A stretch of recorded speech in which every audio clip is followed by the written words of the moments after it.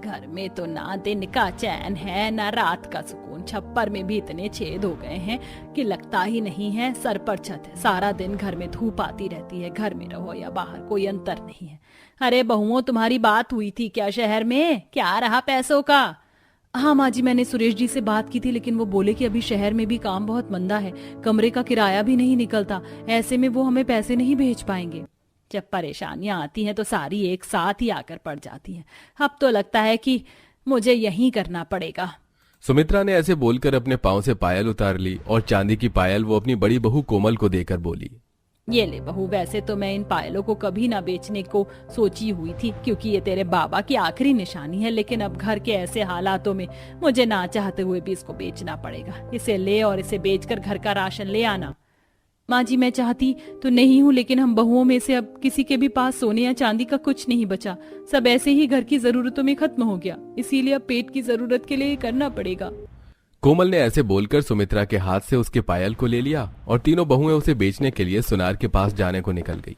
सुमित्रा एक गरीब औरत थी जिसकी 3 बहुएं थीं।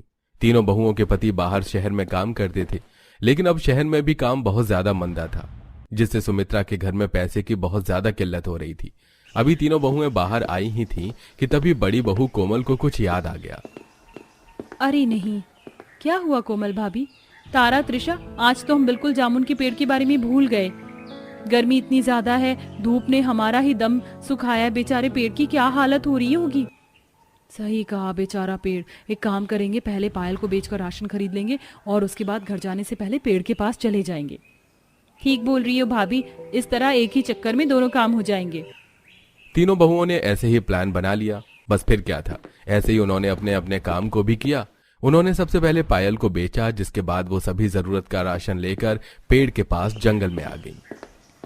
देखते ही देखते ये पेड़ कितना बड़ा हो गया है कि इस पर जामुन भी लगना शुरू हो गए। चलो बहनों, अब मिलकर इसकी जड़ों को पानी दे देते हैं। यहाँ पास में जो नदी का पानी आता था वो तो सूख गया है, अब नदी थोड़ा दूर है, चलिए उसी में से पानी ला लाकर इस पेड़ को देते हैं। त्रिशा की बात को सुनकर तीनों बहुएं साथ में नदी से पानी लेने को चली गईं। नदी काफी दूर थी और जंगल में शीशे की तरह धूप गहराई हुई थी।